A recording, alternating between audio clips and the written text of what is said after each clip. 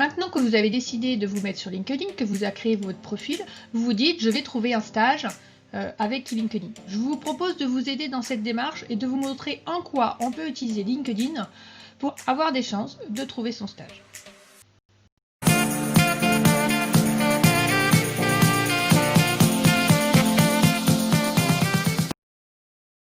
En période de recherche de stage, on trouve régulièrement des messages qui apparaissent sur les murs des gens qui disent « Bonjour à tous, je suis à la recherche d'un poste. Bonjour cher réseau, actuellement en 3e année, je recherche un stage. Recherche active d'un stage » et on voit des CV diffusés et des demandes en fait au partage de ces informations-là au réseau. Alors certes, LinkedIn est un réseau professionnel et la force du réseau est en fait la force concentrique du réseau, c'est-à-dire que si vous avez une relation qui a une relation, et bien en fait on a comme ça une croissance exponentielle. Mais ce genre de publication s'apparente à ce qu'on appelle en fait une stratégie de bouteille à la mer. Donc si vous reprenez un petit peu cette image-là, pour avoir des chances d'avoir une réponse, il va falloir envoyer beaucoup de bouteilles à la mer, donc d'avoir un très grand réseau.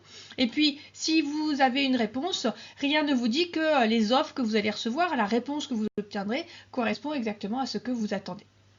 Il est donc plus prudent de procéder avec méthode et c'est ce que je vous présente dans cette vidéo. Donc revenons déjà sur la notion de stage et sur l'importance que cela a. Alors non, le stage photocopie ou le stage café, ça sert à rien. Certes, la première chose, c'est que vous faites un stage parce que vous êtes en études et donc ce stage va vous permettre de valider votre formation. Et ça permet de valider la formation et pour cela, il faut que ce soit en cohérence avec votre formation. Et deuxième chose, il va falloir que vous y fassiez quelque chose d'intéressant puisque derrière, généralement, il y a un rapport ou une soutenance de stage qui va être évaluée et qui va faire en sorte que vous ayez ou pas votre année d'études. Deuxième chose, et c'est ça qui est quand même important, c'est l'occasion pour vous de découvrir des choses nouvelles, un cadre professionnel, des relations, des activités. Et donc, c'est une source d'apprentissage très important. Et donc, ça doit être le cas. Donc, en parlant de stage, c'est toujours un petit peu compliqué parfois de faire des stages à des années différentes dans la même entreprise, dans le même service. C'est facile, hein, on a déjà les contacts, c'est facile et pour l'employeur et pour l'étudiant, mais malheureusement, vous allez limiter vos sources d'apprentissage. Ce stage va aussi être une source d'opportunités de rencontres, d'opportunités de carrière également. Donc c'est important de faire quelque chose de nouveau pour multiplier encore une fois ces sources d'opportunités. Et puis enfin, c'est l'occasion pendant ce stage de dire ce métier-là, il me plaît, ou ce métier-là, non, finalement, je ne veux pas y aller. Ou alors, j'ai rencontré quelqu'un avec qui j'ai échangé, qui m'a beaucoup plu, qui a tel métier.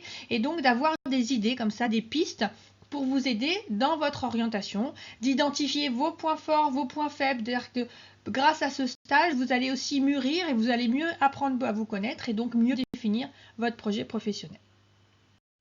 Alors, je vous propose donc une démarche. On va faire dans un premier temps une démarche de recherche de stage et on parlera ensuite de la démarche de candidature. Dans cette démarche de recherche de stage, je vous propose 4 étapes. La première étape, c'est pas vraiment proprement parler dans la démarche de recherche de stage, c'est dans la démarche de définition de son projet professionnel. Qu'est-ce que vous voulez faire plus tard? Alors, c'est pas l'année prochaine. Et passer un diplôme, ce n'est pas un projet en tant que soi. Ce qui va être important, c'est d'avoir une visée en termes d'insertion professionnelle à 5 ans, voire à 10 ans, et d'aller un petit peu même au-delà de ce projet professionnel, de parler aussi bien de projet personnel que de projet professionnel. Il est important que vous définissiez votre cadre de vie plus tard. Est-ce que vous voulez faire des voyages? Est-ce que vous voulez travailler seul? Est-ce que vous voulez travailler en équipe? Voilà, quels sont les différents éléments qui vous font vibrer dans l'avenir. Une fois que vous avez à peu près défini votre projet professionnel, il peut évoluer et de toute façon, il va évoluer, ce n'est pas un problème. Je vous conseille de définir le secteur d'activité dans lequel vous voulez travailler. Alors, de quoi on parle quand on parle de secteur d'activité? On parle du secteur primaire, l'agriculture, la pêche, secondaire, l'industrie ou tertiaire, tous les services. Définissez un petit peu votre secteur d'activité. Il y en a qui veulent travailler, qui vont cibler même un petit peu plus, ils disent qu'ils veulent travailler dans le luxe. Il y en a qui veulent travailler dans les startups. Voilà, donc définissez votre secteur d'activité, mais soyez pas trop restrictif non plus. On pourrait penser comme ça lorsqu'on travaille dans le monde de la gestion, qu'on ne va pas travailler dans l'agriculture. Or, dans le secteur de l'agriculture, il y a aussi des postes en gestion. Donc, vous pouvez comme ça ainsi aussi allier vos centres d'intérêt personnels avec le domaine dans lequel vous voulez travailler. Troisième étape, essayez par rapport à ces secteurs d'activité, par rapport à votre projet professionnel, de cibler un métier que vous voulez découvrir. Pas forcément le métier que vous voulez faire plus tard, mais un métier que vous avez l'impression d'avoir du mal à comprendre, qui correspond quand même à peu près à votre projet professionnel ou qui s'en rapproche un petit peu, et de savoir voilà, quel métier je veux tester lors de ce stage-là, je veux découvrir lors de ce stage-là. Alors, soyez un minimum cohérent avec votre projet professionnel et le niveau de vos études. C'est-à-dire que c'est toujours assez compliqué de dire je suis à bac plus 2, mais je veux découvrir un métier, il faut un bac plus 8. Alors c'est important, hein, mais ce n'est pas, ça veut dire d'un autre côté que si vous voulez découvrir un métier, il faut que vous choisissiez quand même un métier à la hauteur de votre niveau. Hein, et faites en sorte, dans ce cas-là, que si votre métier à venir, à rêver, c'est un niveau au-dessus, bah, assurez-vous que l'entreprise dans laquelle vous allez postuler, c'est l'étape d'après, eh bien, il possède et un métier à votre niveau d'études, bac plus 2, bac plus 3, bac plus 4, et ce métier à long terme à bac plus 8, et donc rencontrer les personnes qui peuvent faire ce métier. Et donc, quatrième étape, eh bien, il faut cibler les entreprises où vous allez postuler. Hein, l'idée de la bouteille à la mer, je ne vais pas y revenir beaucoup, mais ce n'est pas très efficace.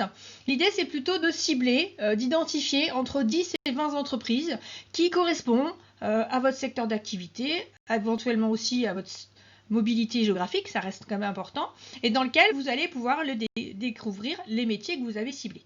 Et c'est dans cette étape-là de ciblage que vous allez pouvoir utiliser LinkedIn. Non, mais LinkedIn n'est pas un outil pour rechercher après avoir parlé au stage. C'est dans cette étape de ciblage des entreprises, vous allez pouvoir utiliser LinkedIn. Donc on se retrouve sur LinkedIn et donc on va aller dans sa barre de recherche. Et dans la barre de recherche, on va taper le métier qui nous intéresse pour aller récupérer des informations. Donc ici, comptable. Donc dans comptable, il va me proposer plein de résultats, donc là 4 millions de résultats. On va pouvoir préciser, donc on peut chercher des personnes, des emplois. Si on regarde un petit peu plus, pas que des personnes, on va pouvoir aussi chercher des entreprises, du contenu, des événements dans lesquels on a ce mot-clé, ce que vous avez identifié, hein, et ça va vous permettre de mieux comprendre le métier, comment il est décrit, les personnes qui le font, qu'est-ce qu'elles écrivent, si on a des entreprises dans lesquelles ce métier est particulièrement renseigné. Donc si vous cherchez un stage, on va se dire on va utiliser emploi. Donc on va aller dans emploi, on va rechercher encore une fois le poste qui nous intéresse, comptable ou comptable adjoint ou assistant comptable, à vous de définir en fonction de votre niveau. Quel est le niveau d'expérience? Donc là on recherche un stage, on dit chouette, hein, 208 stages, ok. Et donc on va préciser généralement une contrainte géographique. Hein. On a souvent quand même une contrainte géographique, donc là on va aller faire un petit tour dans le sud, du côté d'Anglet, voilà, il faut que j'arrive à cliquer. Donc on va rechercher des stages de comptable sur Anglet et là, rien. Il faut que vous compreniez en fait que cette démarche d'offrir des offres de stage pour les entreprises, ça a un coût.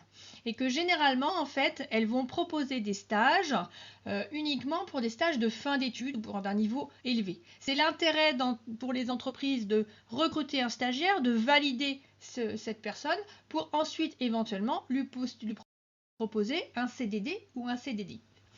Alors, il y a certaines entreprises aussi qui pratiquent les bouteilles à la mer en lançant comme ça des offres sans véritable démarche constructive de recrutement. Mais dans l'ensemble, en fait, vous allez trouver peu de stages de courte durée. Vous allez trouver des stages de 3 mois minimum jusqu'à 6 mois de fin d'études, donc niveau minimum bac plus 3, voire bac plus 5. Voilà, ça va être des stages. Si vous regardez le nombre de stages qu'on a, en fait, il y en a peu. Hein, et donc, de se dire qu'on va trouver un stage en tapant dans la barre de recherche de LinkedIn, c'est comme jouer au loto. Donc, vous pouvez jouer au loto, mais c'est pas le plus efficace.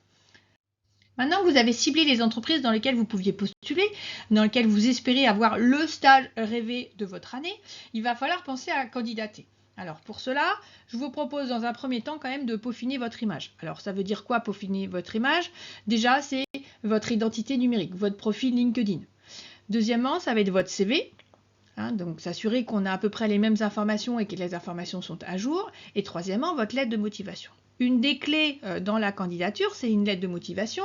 Et un des premiers éléments par lequel on va prouver notre motivation, c'est de faire une lettre de motivation qui est personnalisée pour chaque entreprise. Donc si on a sélectionné 10, 20 entreprises dans lesquelles on espérait trouver le métier qui nous intéresse, on va faire 10 à 20 lettres de motivation et on va montrer dans chaque lettre de motivation qu'on s'est renseigné sur les caractéristiques de l'entreprise, sur la culture, l'actualité, et c'est pour ça aussi que LinkedIn est un outil très intéressant, c'est un outil de veille par rapport au monde professionnel, que ce soit par rapport à un métier de façon générale, l'actualité juridique, l'actualité d'un métier, mais que ce soit aussi en termes d'outils de veille par rapport à l'actualité des entreprises.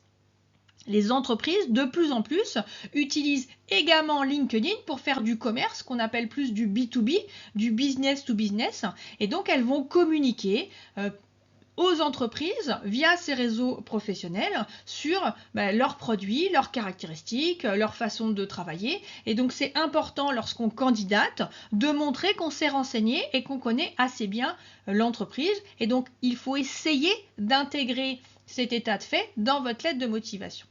Vous avez donc tout préparé, maintenant il va falloir candidater. Il y a 2 stratégies pour candidater, soit vous répondez à une offre de stage, et donc là je vous ai dit, vous allez trouver très peu d'offres de stage directement sur LinkedIn, mais vous pouvez quand même aller chercher. Alors il y a d'autres sites plus spécialisés dans les stages étudiants.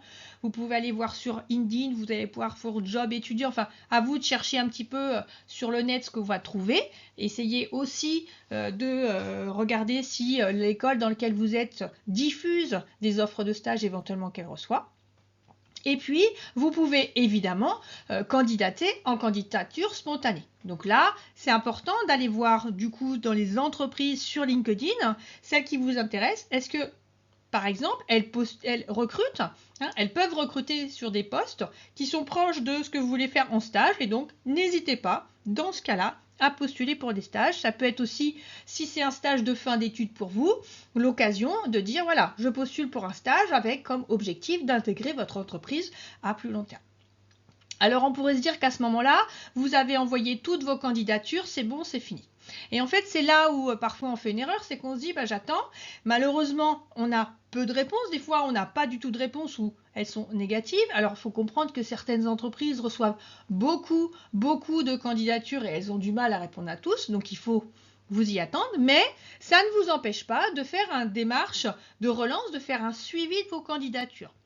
Donc, ma culture de comptable va vous conseiller de faire un petit tableau où vous allez indiquer en fonction des entreprises, quand est-ce que vous les avez contactés, comment vous les avez contactés, qui vous avez eu, réponse par réponse.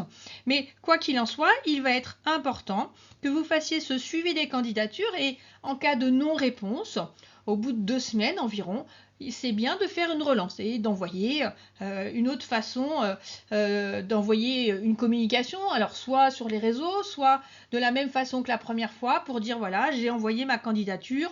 L'avez-vous bien reçu? Est-ce que vous avez besoin d'informations complémentaires? Et d'inciter comme ça le recruteur à qui vous vous êtes adressé, de l'inciter à vous répondre, de l'inciter à une action. Même si c'est un oui, un non, peu importe, mais au moins qu'il y ait un échange et donc réinsister. Alors, une fois que vous avez un non, rien ne vous empêche non plus de dire voilà, je prends acte de votre décision, j'en suis désolée et peut-être que plus tard, les choses changeront. Alors, si je reviens du coup sur la notion d'identité numérique, de profil LinkedIn, je vous ai dit, il faut un profil LinkedIn complet et à jour. Alors, quels sont les points d'attention? Première chose, faites attention à vos coordonnées. C'est-à-dire vérifiez que ce sont toujours les bons coordonnées, que vous n'en avez pas changé. S'il faut, assurez-vous que l'adresse mail qui est intégrée sur votre profil, c'est bien une adresse mail que vous regardez régulièrement. Sinon, vous risquez de ne pas être réactif et de ne pas voir les différents éléments de réponse. De la même façon, si vous mettez des coordonnées téléphoniques, faites attention à ce que le message de répondeur qui peut être sur votre téléphone soit le plus professionnel ou neutre possible. Évitez les messages d'accueil trop personnels, trop olé olé qu'on peut faire parfois quand on est un peu jeune. Mettez à jour également votre photo. C'est quelque chose qui revient régulièrement dans le cas où on a candidaté et qu'on a après l'entretien. Des fois on dit ah oui mais vous avez mis une photo, ça fait longtemps que vous avez pris la photo parce que ça vous ressemble pas trop. C'est toujours commencer un entretien avec un désavantage. Donc pensez aussi à cette étape-là après éventuellement à l'entretien. Et donc n'essayez pas de tromper le recruteur. Donc mettez à jour votre photo, évidemment votre formation, vos derniers postes. Éventuellement, si vous y arrivez, essayez d'avoir des recommandations sur LinkedIn. Ça permet de montrer que le profil que vous mettez sur LinkedIn et sur lequel vous communiquez, ça permet de montrer qu'il est à jour et qu'il n'est pas faux. Donc vous avez la possibilité de demander comme ça à vos anciens collègues des recommandations sur des postes passés. Précisez bien éventuellement aussi les tâches et les responsabilités. Autant faire une publication spécifique pour dire je recherche et donc demander de l'aide à tout le monde, c'est pas approprié. Autant ça peut être bien, et c'est important il me semble, dans votre statut, dans votre résumé, de dire que voilà, vous êtes à la recherche et donc s'il y a quelqu'un qui comme ça voit votre profil, il peut vous contacter et donc vous êtes comme ça, vous avez une communication cohérente avec le fait que vous recherchez un stage ou un emploi. Et donc, il est possible aussi sur LinkedIn de mettre à jour ses centres d'intérêt. Alors, quand je dis centre d'intérêt, c'est pas comme dans un CV où on met ses hobbies, tricot, couture, non, c'est pas ça. C'est plutôt des centres d'intérêt entre guillemets professionnels. Et entre autres, si vous postulez dans une entreprise, il est toujours de bon ton parce que les entreprises, en fait, elles ont tendance quand même à googliser votre nom, à vérifier sur les réseaux sociaux ce que vous avez mis, dont LinkedIn, c'est l'intérêt de LinkedIn. C'est toujours de bon ton d'avoir aimé la page, d'avoir suivi, de regarder l'actualité. Donc, dans ces centres d'intérêt, c'est ça dont je veux parler. C'est essayer de suivre les entreprises dans lesquelles vous postulez. Suivez leurs publications et les mots-clés qu'ils utilisent. Et puis enfin, il vous est possible de mettre des pièces jointes sur votre profil LinkedIn et vous pouvez mettre votre CV plutôt en format PDF pour qu'il n'y ait pas de souci d'impression et de récupération plus tard. Juste un petit point d'attention. Dans le CV, généralement, on met un numéro de téléphone. Et donc, quand on est en CV papier, on va distribuer son CV à quelques entreprises, les entreprises et à des personnes à qui on maîtrise. Là, je vous rappelle que c'est quand même un réseau social, même s'il est professionnel, il est sur le net. Et donc, si vous mettez dans votre CV comme ça en accès libre votre numéro de téléphone, eh bien tout le monde peut le récupérer et peut vous contacter pour une raison X ou Y. Donc assurez-vous que les informations que vous communiquez, vous les maîtrisez et que ça correspond bien au choix que vous avez pu faire. Voilà, alors je ne vous promets pas avec tout ça que vous trouverez votre stage avec LinkedIn, mais c'était important, il me semble, de rappeler que lorsqu'on est sur un réseau social, il ne faut pas oublier les bases, il ne faut pas oublier d'avoir une démarche méthodique pour chercher et éventuellement, et même certainement, trouver votre stage, le stage de votre formation. Allez, bon courage à tous!